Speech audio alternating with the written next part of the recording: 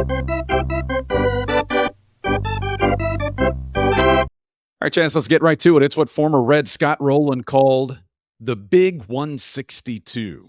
It is the most daunting schedule in sports, and the Reds take the first step on Thursday afternoon at Great American Ballpark, opening day against the Boston Red Sox. So after 6 weeks in Arizona, do you, Chaz, feel that you are properly stretched out, in the best shape of your career, and ready for the relentless pace that it takes to cover big league baseball for the next 6 months? In short, Chaz, how do you feel? You know what? I guess my job in some is to have a feel for the team. And some years it's easier, and some years it's more difficult than others. What is this team? How do these pieces really in the clubhouse more than anything fit together? And you know what? I feel like this is one kind of a clear team to get a read on. I feel like I've got a nice beat on this team. It's a fun team, and it's an exciting team. It's a team with veteran leadership, a team with young leadership, and it's been cool to see the pieces fit together. And it was pretty easy to see it all play out in spring because it's that type of group. And you successfully dodged the question. How do you feel? I'm excited. I'm truly, genuinely excited. Like, it was the Friday game against the Cubs the other day at Sloan Park in Mesa. It wasn't on TV, so I'm sorry. Like, that was as fun of a game as I've ever watched. It was the Reds humming in a really, really entertaining way. And I was thinking to myself, man, if they played this brand of baseball this season, one, it's better than they've been, and two, it's fun to watch. How do I feel? I'm excited about the group. It's one of those good groups that I think the city's going to really respond to. One last thing. I asked you if you're in the best shape of your career. No. Okay, you're not in the best shape of your career, but thinking along those lines, after 6 weeks in Arizona, what were some of your favorite cliche answers that you got? Like, I'm in the best shape of my life, stretched out and ready to. What were some of those common cliche answers? And not to throw anybody under the bus, but everyone does it. You have to at some point, whether it's a manager or a player. There's certain things that just roll off the tongue in baseball at this time of year. You know what? And I take pride in being able to tell some of these stories, but I did have to dig a bit because a lot of guys, and we've shared this, we're kind of frustrated individually by how last season went. Fired up with how it went as a team, like Matt McClain, Elly with the quad, et cetera, et cetera.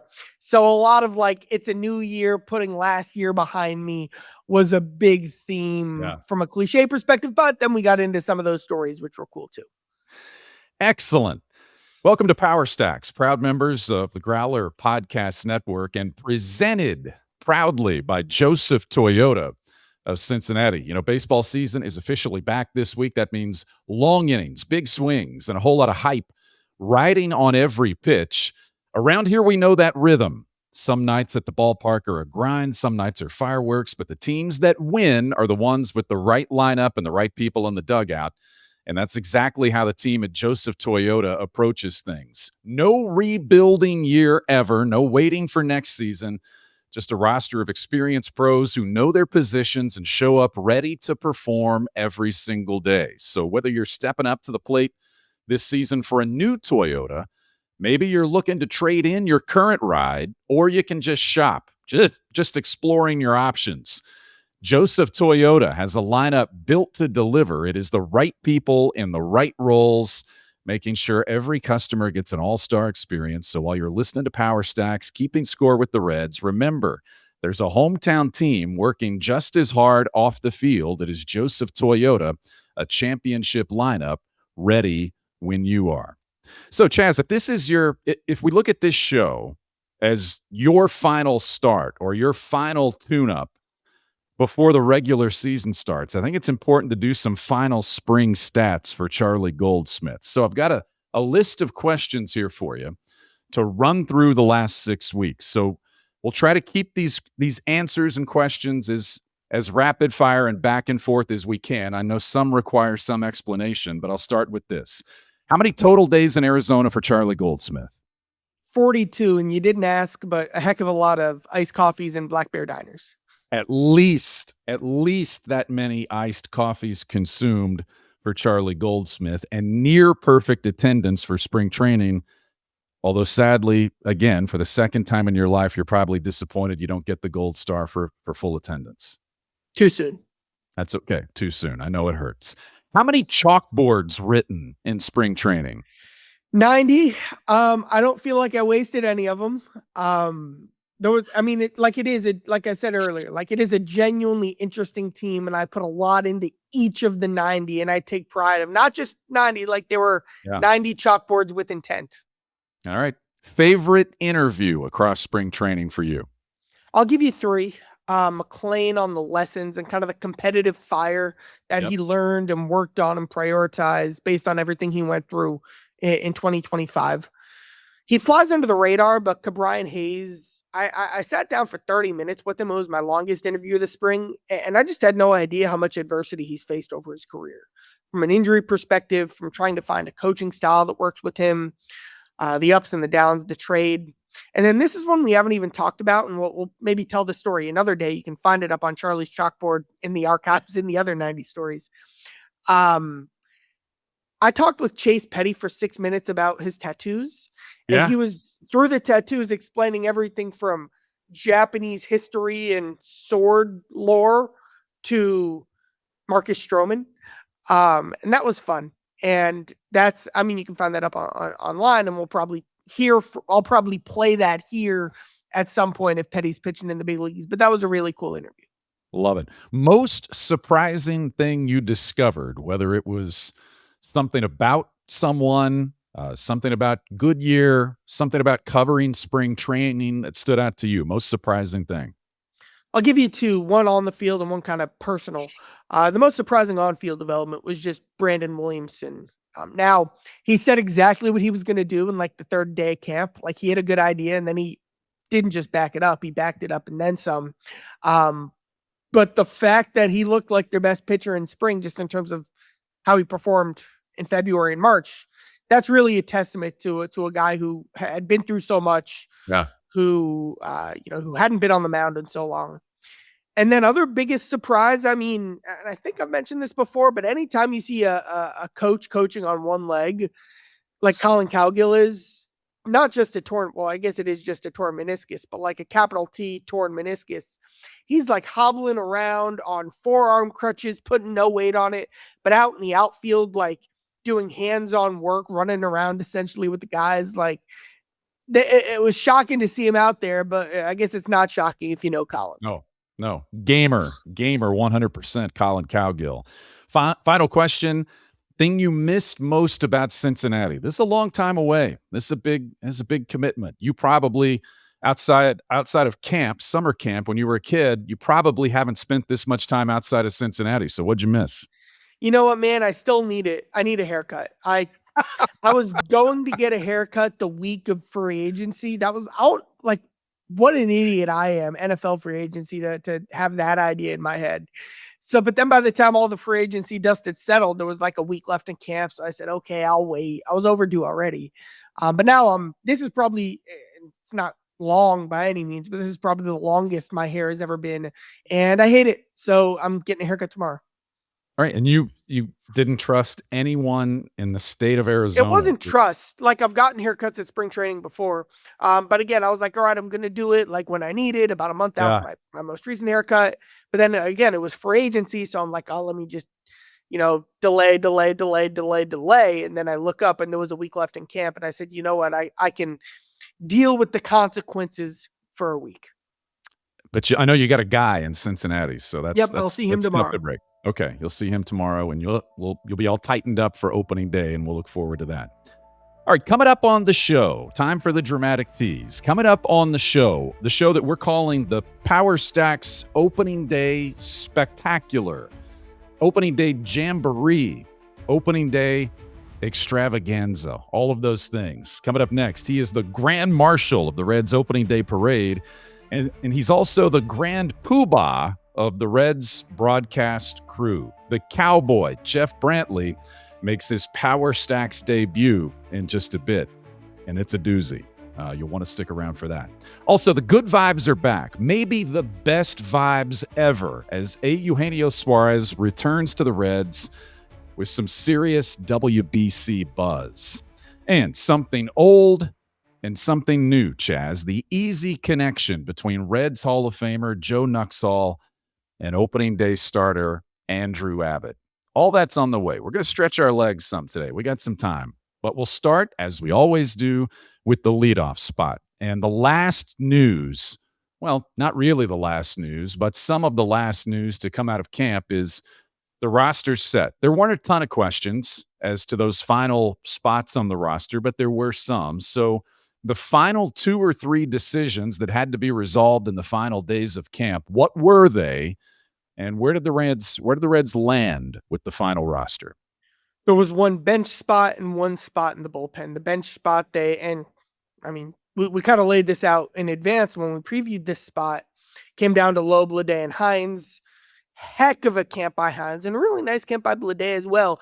2 genuine upside players. But because on the Reds bench, they already want to and would prioritize getting at-bats and starts to Benson against righties and Myers against lefties, this would truly be a 26-man bench bat roll. Kind of a utility guy, except because their other guys can move around, it would be a utility guy who just plays one position. They went with Nate Lowe for that because his veteran profile and pitch recognition and quality of at-bat, and then also just standout pull power when he connects, which isn't as often, but when he connects, that lends himself to that reduced, smaller role and also keeps the organizational depth because Lowe had an opt-out. So they went with Lowe on the position player side. The reliever side, right after Caleb Ferguson's injury, it was no surprise that spot would end up going to Maul, just to have a left-handed specialist around. And Maul showed a bit of versatility in the big leagues last year, pitching multiple innings, stuff like that. So all of that helps. I will add, though, the caveat now, as of this recording, 11:30 on Monday, they're in wait-and-see mode with Lodolo. We'll see how he gets through that blister. If they need to adjust, that would obviously impact that final spot, but we'll see how that plays out. When there's a blister for Brady Singer, it doesn't really set off any alarm bells, but because of the history of Nick Lodolo and blister, you can try to tamp that down and talk it down, but you just never know because that has been obviously a problem for Lodolo in the past, so you wait and see on that. Going back to the roster, and I love I'm comfortable with the experience of Nate Lowe, and I'm comfortable with the player and the person that he is. I know he's a presence in the clubhouse. But as it was, Terry Francona told you guys how he relayed this story to JJ Bleday and Reese Hines about their springs and why they didn't make the final roster. What did he tell those guys? He said this about Hines in particular, and I actually found it kind of interesting that he spent more time talking about Hines than Bleday. Bleday is the more established player with more big league experience, but Tito really talked up Hines and also praised Bleday, who, again, had a very nice camp, was a very, very popular pick on the player standout survey poll we did a couple weeks ago. But Tito told Hines, like, I can't say that you didn't make the club because you did everything to make the club. He said, basically, there's nothing that I can tell you that you didn't do. And kind of in my own words here now, going away from what Tito said, but even things like during the last week of camp, they had Hines coming off the bench more to kind of have him work on that. That's a big thing with Hines because he kind of needs at bats, getting a rhythm. How do you do in a short sprint? And he was crushing it off the bench. There was even a game where he had a pinch hit home run. And the fact that Reese, who also, by the way, his defensive improvement really stood out. Reese is one of the, and this will sound like a backhanded compliment, Reese is one of the best 90 outfielders in baseball.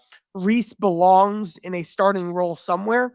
Obviously, That's not here right now. There's a good chance that injuries will happen and he'll get that chance at some point this season. And Bleday as well. I mean, a good player in 2024 who looks a lot more like the guy he was then.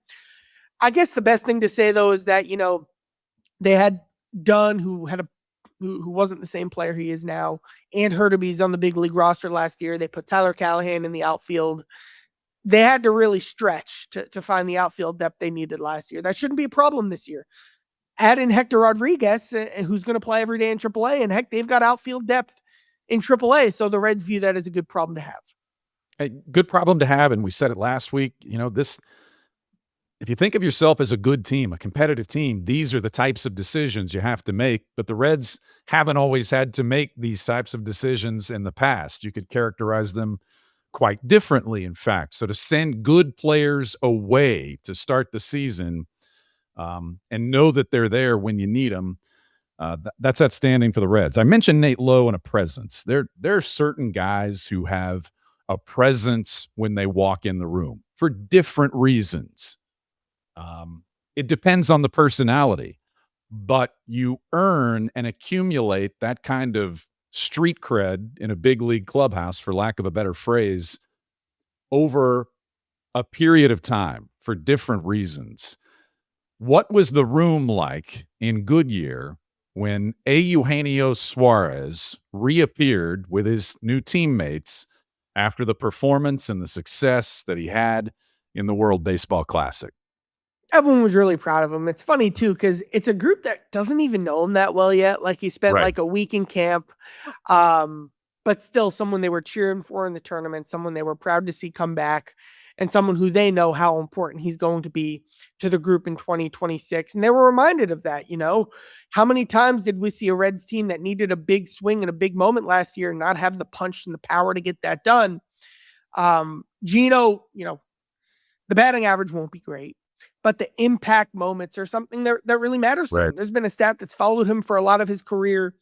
If you just look at players' stats in wins, Gino is one of the best hitters in baseball. And to sum that up, it's like, when he does well, you win.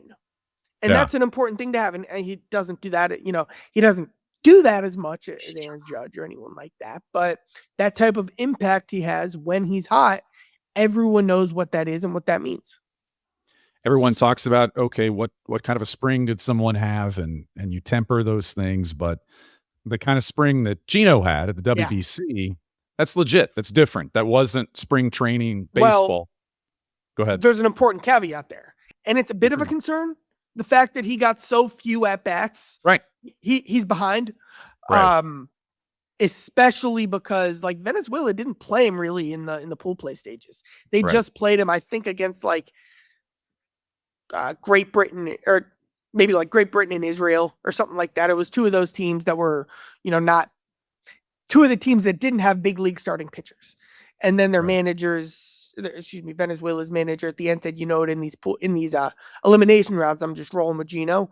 They had so much depth. They were playing like Wilson Contreras or Williams Contreras or Salvador Perez at DH over Gino, which makes sense. But he's especially played little third base, which he's not the Reds' primary third baseman, but that's something he didn't get to work on either. So, and he didn't get to work at first base, which is something the Reds wanted him to do. So he will be a bit behind. And I think that's going to be a storyline that plays out in April.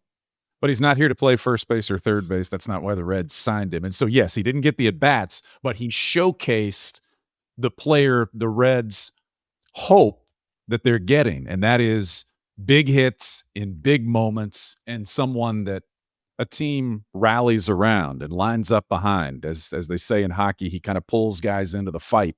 That's Eugenio Suarez. So let's get inside the clubhouse for the first time, presented by the Advertising Suite from RNA Marketing, a name you know because of their work with the Growler Podcast Network. And they've worked with the Growler, and just like Power Stacks is part of the Growler, the Advertising Suite is part of the RNA Marketing Network family. And what is it? Well, it's a problem-solving service that if you have a business, you need it. So many businesses have a website. It looks good, maybe doesn't work for them in the way that they would like it to, and the Advertising Suite can help change that. It's about performance. It's about specialized service, a service dedicated to focusing on digital advertising, ensuring that the traffic your brand gets actually converts into revenue. This is not a new company. These are not new people doing these things for you. They have decades of expertise. It's not a startup. It's the culmination of RNA Marketing's long-standing history of results, and it's organized now into a specific high-powered suite of services that is full-service support. To sum it up, It's a specialized network that handles the heavy lifting of digital strategy so your business and your business people can focus on running the company. You need to check it out. It's the advertising suite from RNA Marketing. And Chaz, they bring us inside the clubhouse in Goodyear. Let's start with the topic of Eugenio Suarez. I talked to Spencer Steer just about what his perspective was like watching Gino's big hit in the WBC and kind of then circling back and reflecting on the importance of adding him to the team. I don't know where you were at the point in time of the double, but like, was the group chat firing up? Or you... No, we were in here. We just got done with the game. So we're all in here watching it. After we came out of the game last night. What was that moment like in here? It was cool. We were fired up for him. Obviously all rooting for him. He's part of our family and wanted to see him have success, so that was cool. A line that you hear is like power is king in big moments. That of course is a huge moment. What does power like that do in a moment like that? I mean, yeah, you can leave the yard at any given moment. And that's big, especially when you're playing tight games against good pitching. It might be tougher to string together 3 hits instead of just hitting 1 homer. So having a guy like that who can leave the yard at any moment, that's dangerous and that's important. I don't know if you were following, maybe you probably weren't, the specifics of the whole tournament, but he wasn't getting a lot of playing time at first. And then they decided to go with him as they should in the final rounds. What does it show you about Gino as you're getting to know him, the fact that he kind of rided out that storm and showed up at the biggest moment? Right. Yeah, I think it just shows that he's confident in his abilities and he knows that he's a dangerous hitter, and just because he hasn't had success over the last 10 at-bats or whatever it is, that doesn't affect him. He doesn't carry that weight with him, and that's why he's been around this game so long. It's not by accident, so that was cool to see. I'm a Spencer Steer believer, or whatever you want to say, just in terms of putting on my player evaluation hat. Like, I think he's a good everyday player. The fact that he's going to hit 6th, 7th on this team, I think is a really good sign of where the Reds are at. And Gino's presence takes pressure off Steer, who had to be this team's right-handed power threat, this team's primary right-handed power threat last year. Elly told me specifically he feels like it takes pressure off him. He can be that voice in the clubhouse. Like, you can feel the impact of having Gino around in a lot of ways. That trip inside the clubhouse, again, brought to you by the advertising suite from RNA Marketing. It is the advertising suite.com. They support us. They support Power Stacks and the Cincinnati sports community. So go see how they can support you and your business goals, the advertising suite.com. Time now for our special guest on this opening day season preview spectacular jamboree extravaganza. And Chaz, we're glad to do this one. This is a phenomenal guest. It is former Reds reliever and current Reds analyst on radio and TV. Let's get right to it and welcome in the Cowboy, Jeff Brantley. All right, Cowboy, first of all, here we are, start of a new season. As you were in spring training, give me your overall feel before we talk about specific players or specific storylines. What stood out about this camp for the Reds coming off the playoff appearance in year 2 for Terry Francona? I would say, Geese, probably energy most part. Normally you have your big league guys kind of come in, and I guess it depends on how many years those actually big league guys have. Because most of the time they come into spring camp and it's just kind of easing into it. There's kind of a hey, how you doing? You glad you're here kind of feeling. And then as you get towards the middle of camp, those guys start to take off a little bit. And anytime you get the young guys coming up from minor league camp, or maybe some guys that were fortunate enough to be, invitees to big league camp, that's where the energy comes from. And it is super energy, but it's almost unharnessed. You get guys out there diving for balls that they have they're not even 10 feet close to them diving, swinging at pitches over their head, just trying to over impress. But I didn't think that happened this year. I thought that our big league guys came in energized. And I tell you what, every time you rolled around to the 5th or the 6th inning and you got some of those minor league kids in there to play, they were ready to play. I mean, you look back at some of those ball games, we were scoring 7 or 8 runs from the 6th inning on. That's pretty good. Kind of keeping it general right now. There are some moving pieces with the rotation, some injury stuff going on. But what do you think of this rotation right now? Well, Charlie, I think the arms are there. I do.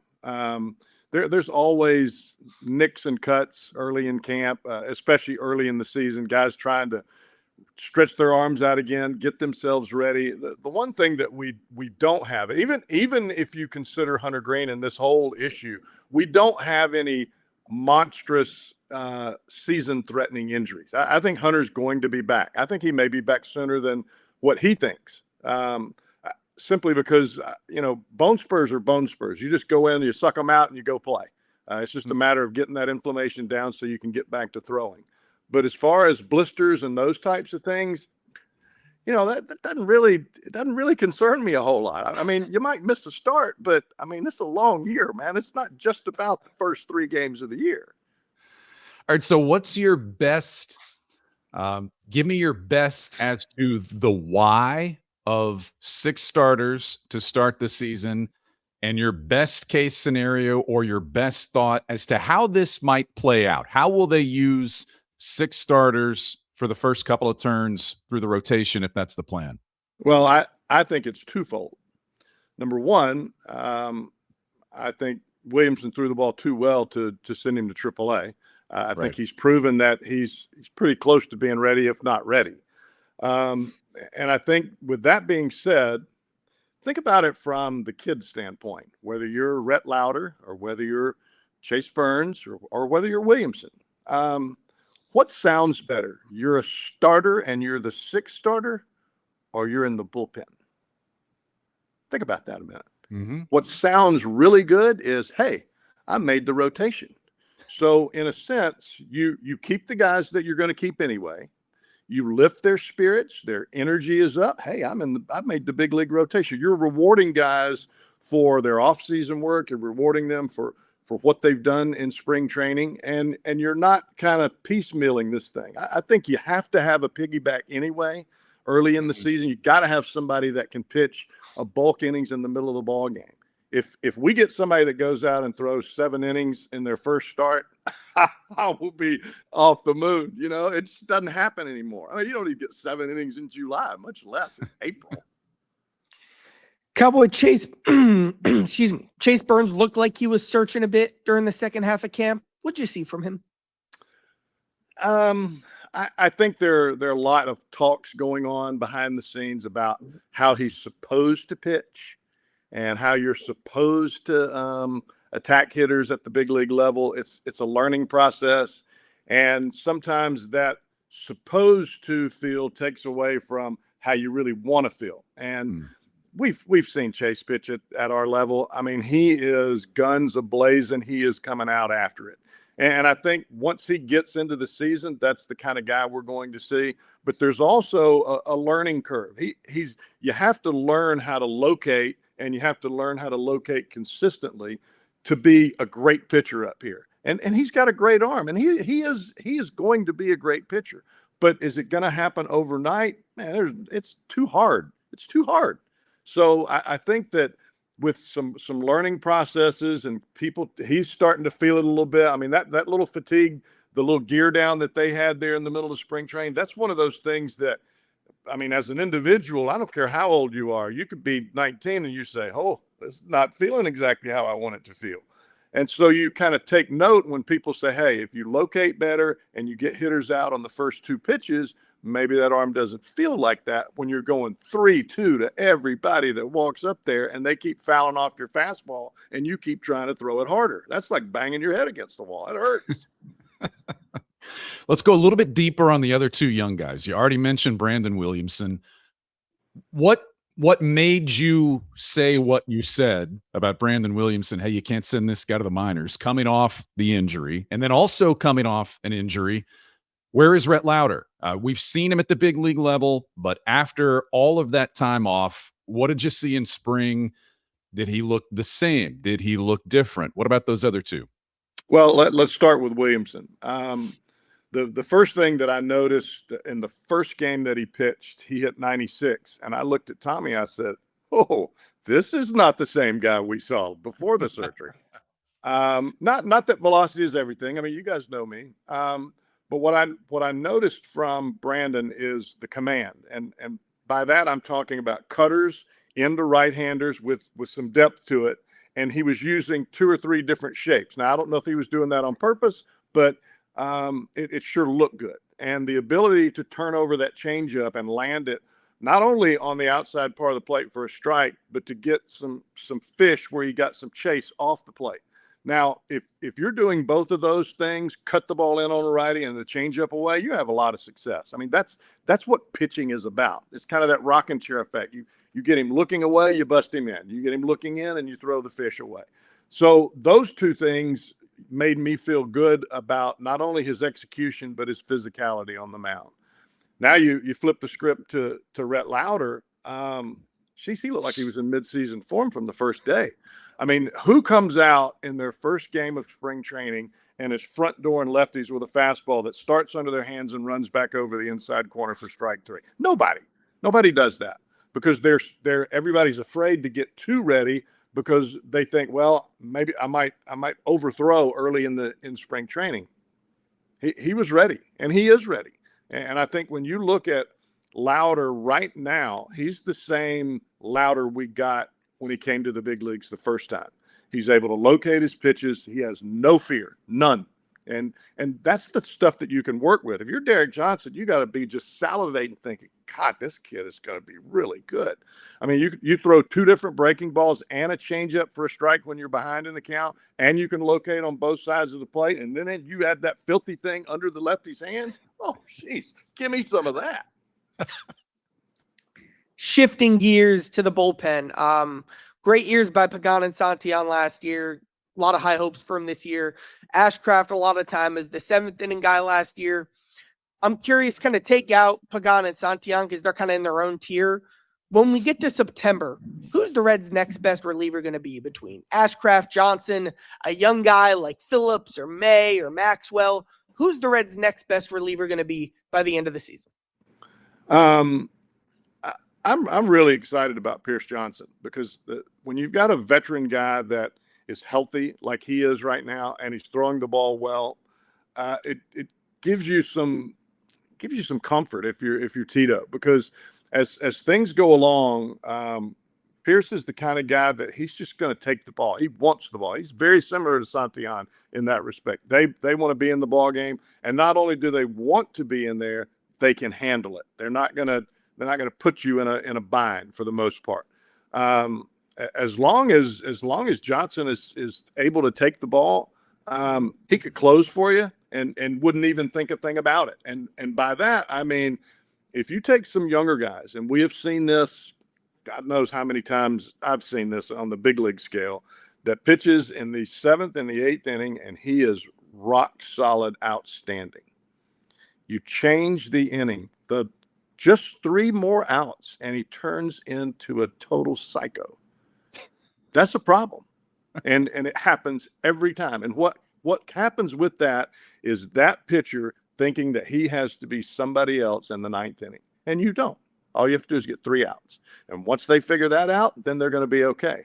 My point with Pierce Johnson, he already knows that. So it's not an issue. And that is comfort in itself for Terry Francona. Here's a big picture question for you. We do a segment on the show called Only the Best. Only the Best is presented by Joseph Toyota of Cincinnati. And really what it is, Cowboy, is best thing you saw. You're in camp all that time, whether it's on a backfield, during a game, a conversation you overheard. It's the best thing you saw in camp this year.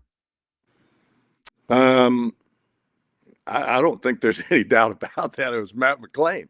I mean, jeez. Not only the hitting. I mean, I thought that was awesome, and I think it's great that he got off to a really good start in camp. And I think a lot of people early in spring training were saying, well, you know, if the guy's a fastball hitter, everybody gets off to a good start. So what? Well, what if it was the other way? No. What if it was, okay, he didn't get off to a good start? So now what are we talking about? We're talking about a whole different myriad of issues going on. I mean, you're talking about trading for somebody. Oh, this kid's not going to make it. I mean, all those things.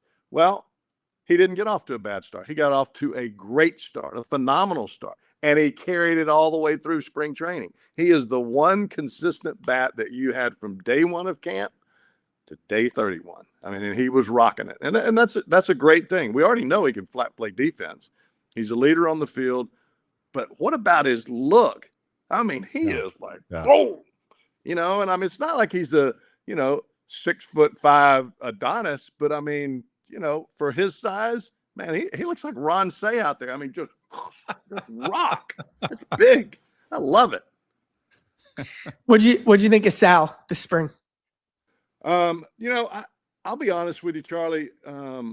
It's tough for me for watching young guys. It is. And that's part of why I'm not in there every single day, because, that old player thing starts coming to my head and I will say something I probably shouldn't say. So I just kind of take it easy there. But I'll say this with Sal. He would really piss me off if I was a pitcher. I'll be honest with you. He would. He would really make me mad. And that is the best compliment I can give that kid, because he fights for it.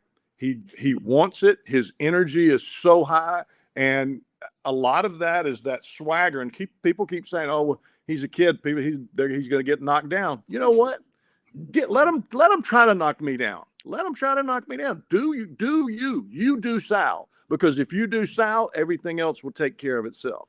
And the thing that I love about that kid that nobody notices yet, but they will, the pitchers will, he hits different with runners in scoring position. Yeah. He hits different late in the ball game when nobody on, when you need a home run. And he hits different when he has a runner at third and two outs when he's got to get a hit. And when you can change your swing like that and still be really good, that would piss me off. Love it. We're going to wrap it up with this. You've had a lot of titles in your career. You've been the Rolaids Relief Man of the Year. Your title now is the Cowboy. How does Grand Marshal sit with you? How are you going to handle this? How are you going to handle this Grand Marshal thing? You got to get up earlier on opening day. That's going to be a big ask for you to get out and make the parade and kiss the babies and wave. Well, I haven't told anybody else this except my wife. Doing this Grand Marshal thing is something that I wanted to do all the way back when I first started playing here. As you know, you guys know this. The Reds have been my favorite teams from the time I was 9 years old. And I'm watching all these guys go and get to do this Grand Marshal thing. And I'm thinking, I'm never going to get to do it. I'm never going to get to do it. Well, I'm doing it this year, and I am jacked. It's going to be great. I'm pumped. I'm happy about it, and I'm really glad they asked me. Going to bring some passion to the parade? Oh, yeah. I am nothing but that. Hey, Cowboy, we can't thank you enough for this. We think it's going to be an outstanding season in Cincinnati. We think it's going to be a lot of fun.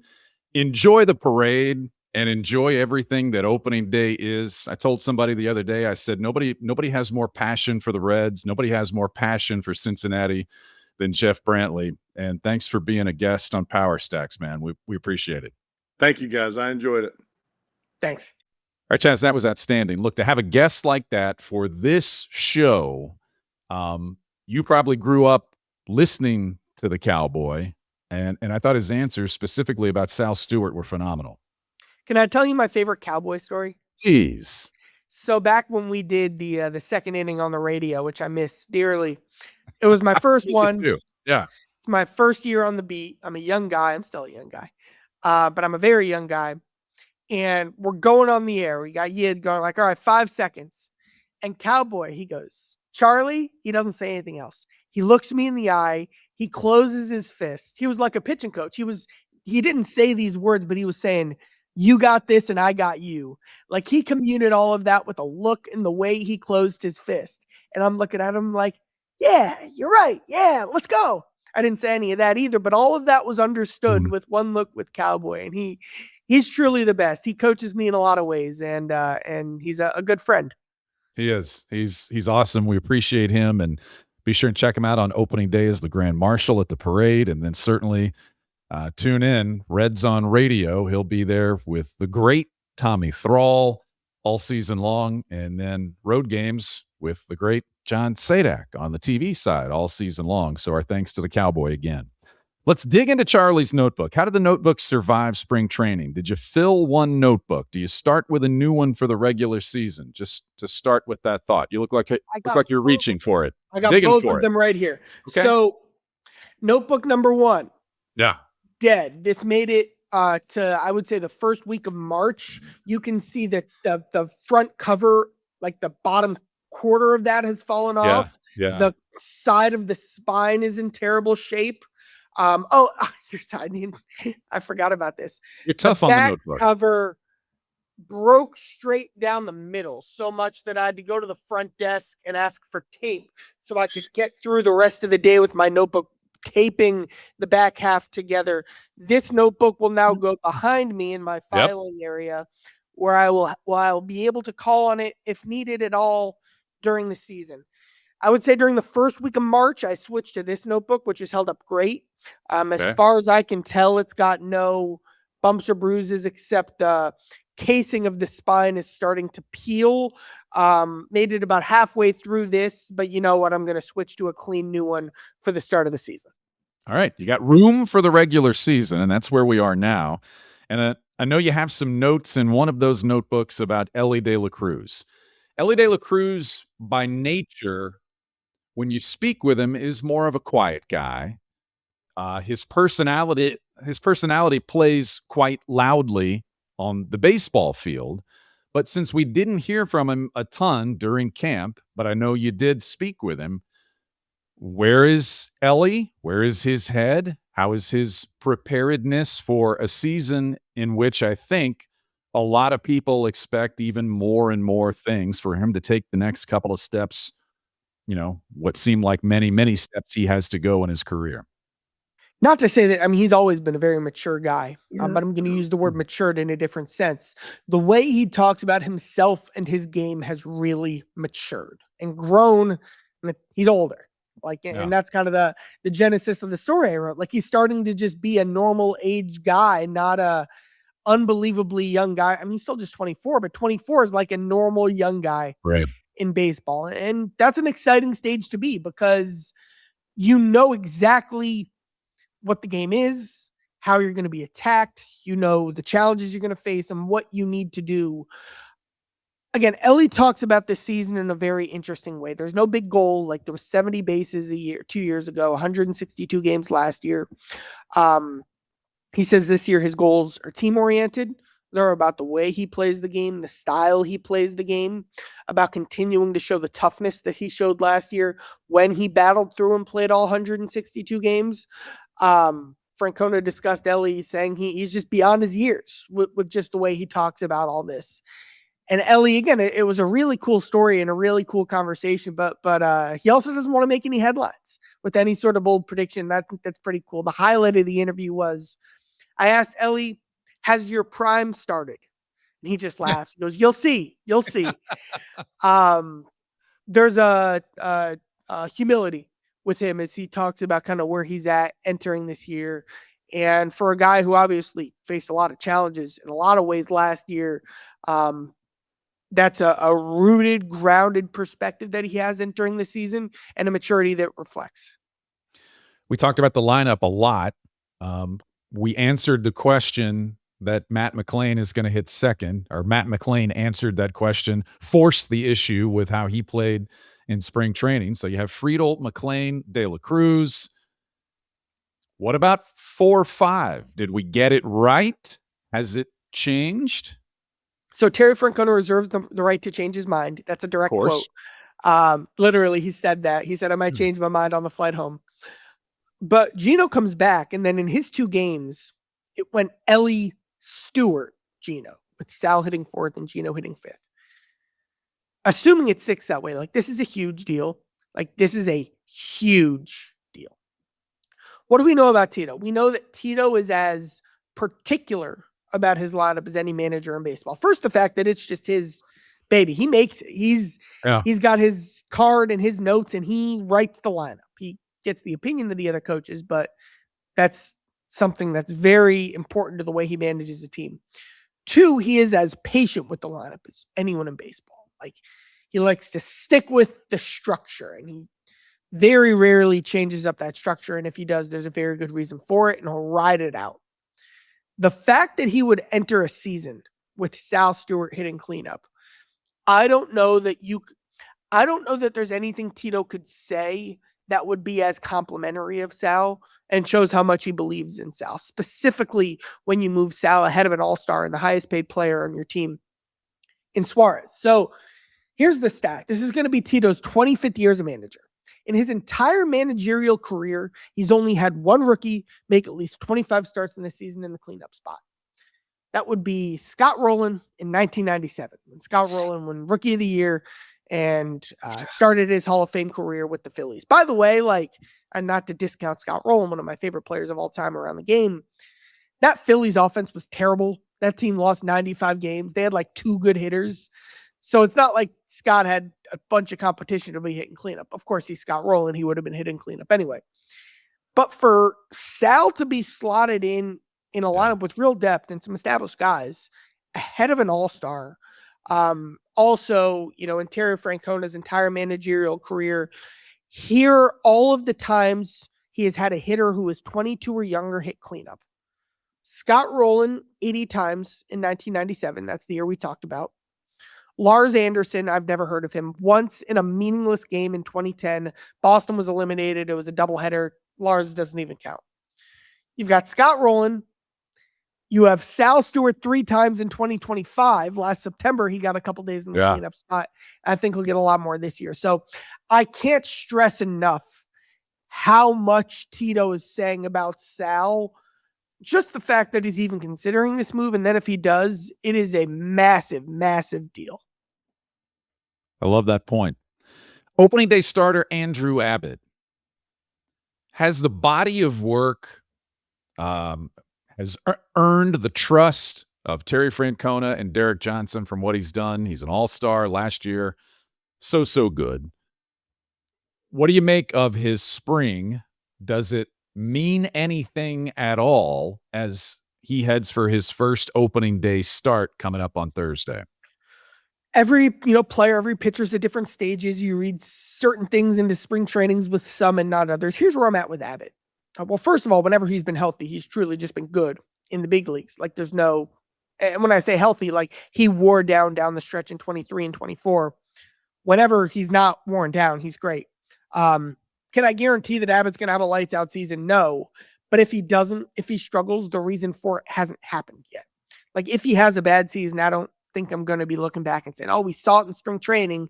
No, it's going to be some sort of issue, whether it's approach or health or sequencing, game planning, something that's missing that we just don't see yet, that I don't see as connected to his spring training results. Spring training, I just thought I left some pitches out over the middle. He made some mistakes. He walked some guys. His whole thing is that he's focused. He's a gamer. He's a competitor, and he's an old school capital P pitcher.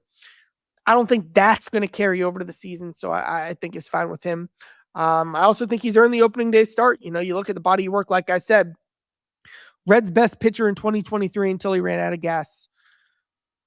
I remember there was a moment in July where the Reds, they called us in because we're going to have another all-star. And I remember talking with someone as they brought that pitcher in, is it going to be Hunter or Abbott? Because they were really neck and neck. It ended up being Hunter. It could have been Abbott in 2024. And then he ran out of gas again. His shoulder got dinged up. And then Abbott finished 8th in Cy Young voting in 25. So he's got a track record, and he's got that polish that he's not the type of guy I read into spring trainings with as much. Earlier in the show, I asked you about some of your favorite interviews or interactions or stories. You had one of those with Andrew Abbott. If you're a left-handed pitcher, you spend your life being singled out because we always say lefty starter, or here's this lefty specialist. So you stand out right away, but there are certain left-handers that stand out in Cincinnati. And now there is an opening day left-handed starter with some striking connection to the name that might come to mind. What is that? So you got Joe Nuxhall.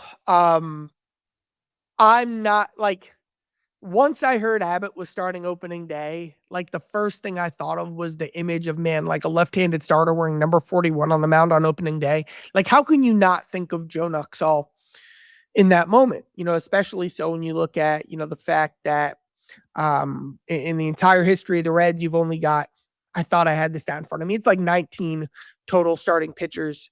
Yep, there it is. Abbott will join Nuxhall as one of 19 left-handed starting pitchers to make an opening day start for the Reds. The last time any Reds starter wore number 41 on the mound on opening day, and this is an under-the-radar story, it was Aaron Harang, who got special permission from the league after Nuxhall died to honor Nuxhall with number 41, and he wore the Nuxhall name on the back on opening day as well. So that's just a reminder of the fabric between that number and the city and the organization. That's when the entire team showed up on opening day. The entire team showed up for pregame introduction with Nuxhall uniforms, 41 Nuxhall. Harang got permission to wear that for the game. And again, a reminder of how special that number is. Abbott didn't have any connection to 41, when he signed when he was drafted by the Reds. He's a 26-year-old from Virginia. When Nuxhall retired, he was in first grade. There's no take out the Reds, and there's no reason Andrew would know who Nuxhall is, except, of course he's a Red, drives on Joe Nuxhall Way every day during the season. And he was number 41. And when he got the number, Rick Stowe told him, wear it well. This means a lot. This is a big deal. And Abbott didn't just take that to heart. Abbott did his research. And and I don't play this part in the interview we're about to hear, but my first question to Abbott it was a few weeks ago, do you know who Joe Nuxhall is? And he goes, oh yeah. And he's got a Nuxhall baseball card as a prize part of his collection. And he knows the Nuxhall family. Now he's working with the Nuxhall Foundation. Just a beautiful story about legacy and history, and what a essential pillar of a community like Joe Nuxhall can mean to a city even after he's gone, even to people who didn't know who he was when he was alive. Here is my interview with Andrew Abbott about Joe Nuxhall and the number 41. Outstanding guy in the community, great player for the Reds, great, representative, great family. I know Kim very well. I've been to the Nuxhall Miracle League countless times. I think they do great things for, children that can't do what we do. So I'm very fortunate that people like that are in Cincinnati, or, do things like that for those kids and whatnot, to bring some enjoyment, bring some smiles and stuff. And I've told them many times, I've been at the golf classic, the Nuxhall golf memorial tournament, or what they call it. Yeah. And I've told them, I was like, appreciate you guys letting me, have the number, letting me use it, kind of thing. And it's just been nice. It's been nice. They've been nothing but welcoming and stuff. So, it's been great. But yeah, I know who Joe is, and I actually have one of his trading cards at home, which is pretty cool too. So I know a little bit about him. Yeah. I love that. When you get number 41 as a young, however old you were, do they tell you, hey man, this number's got some history here? I think Rick told me, hey, there's been a pretty good, laundry list of guys who've worn it. It was Tom Seaver, and then Joe Nuxhall, and then maybe, I think it was one other guy in between the two, maybe. But yeah, he was like, hey, you got a lot to, live up to. And I was like, yeah, you're right. I'll do my best. But yeah, it's been a great number. Not picking one, it's worked out to be the one that's pretty cool. And it means a lot to me so far, and hopefully it'll continue. It means a lot to him. And just, since that interview, he came out with a collaboration with the Cincy hat, where the proceeds are going to benefit the Nuxhall Foundation. That's legacy right there. And, I'm not going to be able to see Abbott on opening day without thinking of Nuxhall. And obviously Nuxhall means a lot to him, in his mind. And it's a perfect, I'm a younger guy too. I'm Abbott's age. It's a perfect encapsulation of the Nuxhall legacy carrying on 20 or so years after he's gone. And Joe Nuxhall would love Andrew Abbott. Yeah, that's right. He would love Andrew Abbott. If you knew Nuxie at all, and I was around for a short time when he was here, he would love Andrew Abbott. Let's do Tito's take now. Get inside the manager's office, and so many things set up for opening day. You had Reds and Red Sox. So there's your immediate tie. Terry Francona to that franchise and the World Series. Bronson Arroyo's throwing out the first pitch. There's your other Reds, Red Sox connection for opening day. But he has so much familiarity, Tito does, with that franchise, with some of the people still involved. And that came up recently with you in terms of this matchup and the managerial matchup that we'll see on opening day. Now, Tito versus the Red Sox, like, let me tell a fun story. So the Reds are playing at the Red Sox in Boston last July, and some Red Sox reporter who didn't cover Tito, because he just didn't have that job yet 15 years ago, comes into the Reds clubhouse, goes to Francona's media session, and he comes in with some hard-hitting question about Francona returning to Boston, revenge against your old team, how it ended. He comes in hot. And Tito goes, man, it's been 15 years.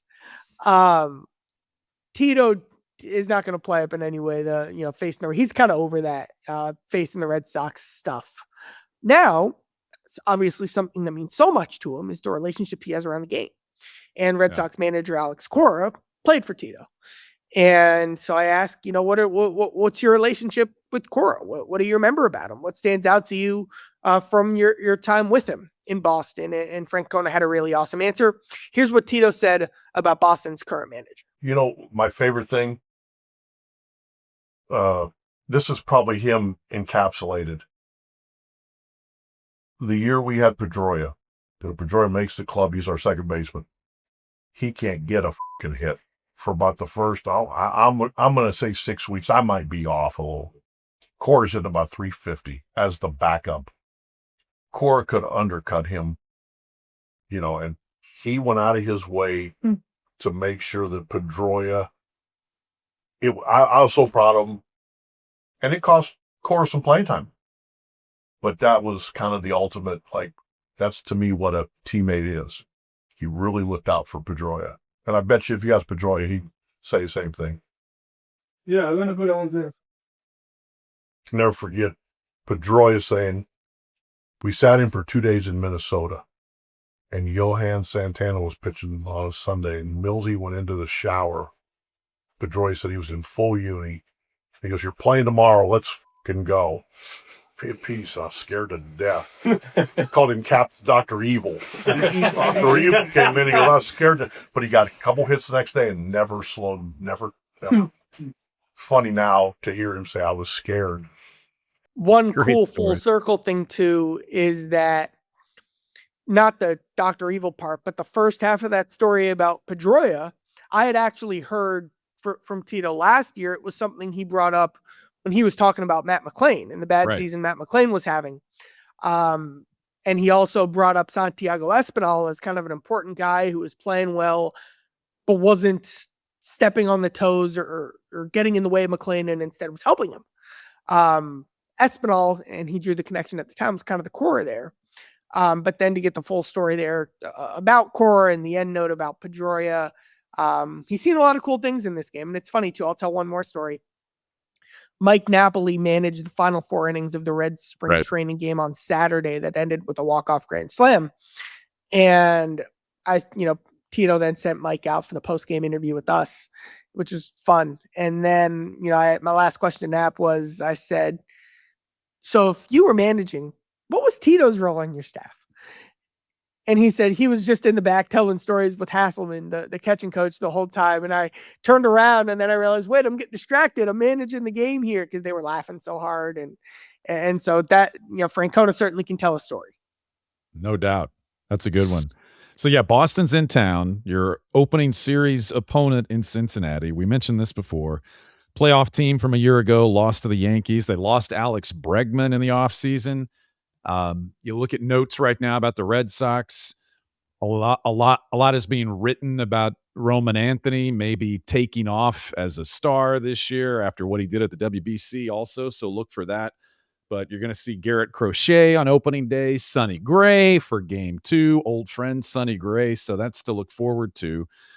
And it makes sense right now to mention the email address for the show, powerstackspod@gmail. Friend of the show, Wayne from Alabama, has already weighed in. He'll be on his way up from Alabama for opening day. And Chazzy asked if opposing players realize how unique and how significant opening day is in Cincinnati. I would just say that anytime somebody comes over that's new to the Reds that experienced this from the other side, I think absolutely they do. They're usually blown away with everything that opening day in Cincinnati is. You get the same read?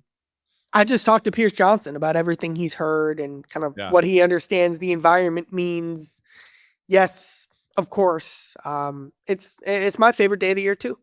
Yeah, outstanding. All right, you wrapped up your time in Goodyear.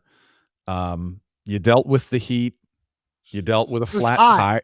You dealt with a flat tire. Yeah. But I know you're ready. I know you're ready for the season and you're stretched out and ready to go. But you sat down with Nick Krall from the Reds.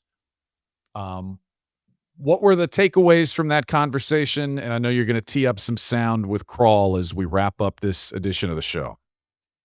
So we're playing this at the end because unbeknownst to me, we sat down at a wobbly table. I'm not a rookie, but rookie mistake. It's like, Francona doesn't like when guys get thrown out on the bases. This is my moment like that. So there's a bit of a, I guess you'd call it a buzz that pops up whenever the table moves. And because of that, we're having this interview at the end. So if it buzzes and that's annoying you, we'll see you on your next show. Thanks for listening. But I thought it was good stuff. And so even with the buzz, I wanted to include the Krall interview anyway. It's very listenable. I thought the idea of this being Nick's, I guess, 6th year in this role, there was the front office structure change heading into 2021. And Nick's made a lot of changes. The biggest so being structurally and organizational priorities, the types of guys they prioritize in the draft, how they organize and structure and approach player development. I mean, we've covered this in depth on this show: speed, athleticism, versatility, up the middle athletes, approach over power, line drive focus. All of that goes back to kind of the flag that Krall planted in 2021. And his takeaway watching spring training was you've got guys who came up as young guys in that system. Steer, TJ Friedel, who's 30 now, who set the tone and play that way and lead the club. You've got the next wave, guys like Sal Stewart, who are making what he calls maturity plays with the way he extended a hustle double or a slick scoop he made at first the other day against the Cubs. And then I think kind of the fun story of this spring was, and you heard Cowboy talk about this, and I heard this all over the place. Every time young guys came up, they played the game right. They played the game hard. They flew. Specifically, I'd like to shout out Tyson Lewis and Carlos Jorge. Great job this spring. Really enjoyed watching you, and I think we'll see you in the big leagues. Seeing that organizational vision top to bottom, there's been enough time where they fit the model all the way around. And that's notable. That's a good spot to be, as well as an organization when there is that type of alignment that truly did take, 6 years to establish. They have that now. And that's a good spot to be. So a lot of wide-ranging topics with Nick Krall. We talked about Geno and the WBC. We talked about clubhouse culture. We talked about youth. Talked about style of play. Here are some highlights from my conversation with Nick Krall. How are you seeing kind of the young core take that next step, making the team their own, emerge as more vocal guys? That's something that stood out to me this spring. You have a lot of guys that are taking steps forward. I think we always forget how young some of these guys are, how young Elly is, how young Matt McLean is. But it's been really good to see them take the leadership role. Some of it's through lead by example. Some of it is a little more vocal than it has been in the past. What has been the biggest impression or the biggest thing you've seen from McLean on the field? Obviously, what a spring he's had. The quality of at-bats, I think that's the biggest thing. Is just it starts with the quality of at-bats. He's taking good pitches. He's what he's swinging at. He's driving good pitches. I think overall it's quality of at-bats. 3 guys are going to be counting on. How much do you feel like you guys are just going to be counting on youth, and what have you learned counting on youth in the past that maybe applies to them all being set up to play big roles this year? I think, you're going to see some guys that have a lot of talent that are going to be really good at times, and they're going to have some growing pains. I think that happens with every young man, no matter who you are. But you look at Sal and where he was last night, played the Cubs. He had 2 plays. One was a pick at first base. That was really good. He's been working all spring on that. And the second one was just hustle play to get to second base. Those are maturity plays, and just watching those guys grow, both in terms of their talent and their skill level, and also in their mindset of what they're trying to do. I think you saw with Burns last year, and it's going to take some time, but I think these guys have a chance to be really good players at the end of the day, and it's just take it one day at a time. From your seat, what made the I'm calling it a condensed 6-man rotation make sense for you? Well, obviously, we have 6 guys that pitched really, or that can pitch in the big leagues as a starter that we felt should make the club. Trying to figure out who and how what the best way to do it was. Having 2 off days in the first 15 days was one where we said, okay, well, we can make this work because of this and this. And I think that it was something that we looked at and said, okay, we might not be able to do this all year, but it's something, hey, we can at least try it out and see how it works and see where we go from there. How important was it that you didn't, and it sounds like you didn't want to make any of them relievers, and you kind of keep that full season mindset in play as well? Yeah, you have to have a full season mindset. You can take the best team on opening day, but if it hurts you for the long haul, you got 162 games and they all count equal. So you're going to need more starters as you go through the season. We always do, no matter what. Hunter's hurt for the first 3 months, and hopefully that he'll be back and he'll be like a trade deadline acquisition when we get him. But for right now, it's trying to make sure that we keep depth as well as trying to put our best group around us for the start of the season. What did you like about Lowe in camp? Obviously a veteran with a good track record. Well, it's going to be, he's got the ability to hit off the bench. He's going to be the ability to take a good at bat against right-handed pitching off the bench. He can play. You can give Sal, Capine, or Suarez a day off and put him in a game to start, just moving the other guys around. So at the end of the day, I think that it just gave us a little bit more flexibility. Even though he's a first baseman, it gave us a little bit more flexibility in the infield to do some different things, and it gives us the ability to get a guy who's been a quality big leaguer that can pitch it. Are there specific, and this is a tricky question to answer sometimes, but areas where you feel like the roster is most improved from a year ago? Yeah, I think the offense has improved. I think the defense has improved. I think the first half of last year, the defense was one of the worst in baseball, and we got much better in August, September last year because of moves we made. So I think those 2 areas are improved. I think that it's exciting to see where guys have gone and the length of our lineup right now. What was it like for you, just as someone who knows Eugenio Suarez, to watch him in the WBC do what he did? Gino getting the game-winning hit was awesome. It was pretty special, and to see his emotion come out was really a lot of fun. Seeing those guys just sing the national anthem at the end of the game, it was a lot of fun to see, and how emotional those guys were. And then Gino's interview afterward, it's one of the coolest things about the whole experience, just watching him and seeing him, how special it was to him and his family and people of his country. It was awesome. How different is his role now than maybe it was 5 years ago, in the fact that Votto's not here, he's, and a couple guys have said he's kind of the guy who can be a voice in that room. Yeah, he is the veteran leader on this club. He might not be the everyday third baseman like he was 5 years ago, but he can DH. He's got a presence in the lineup. He can play third base. He can play a little first if we need him there. There's a lot of things you can do with him, but just his presence in the lineup, in the clubhouse is very meaningful. Spring trainings and bullpens, you never read into any of that, but who look good? What do you like about the bullpen, especially kind of pieces you've added? We've obviously Ferguson went down. That's tough. But Sam Hall stepped up, which was great.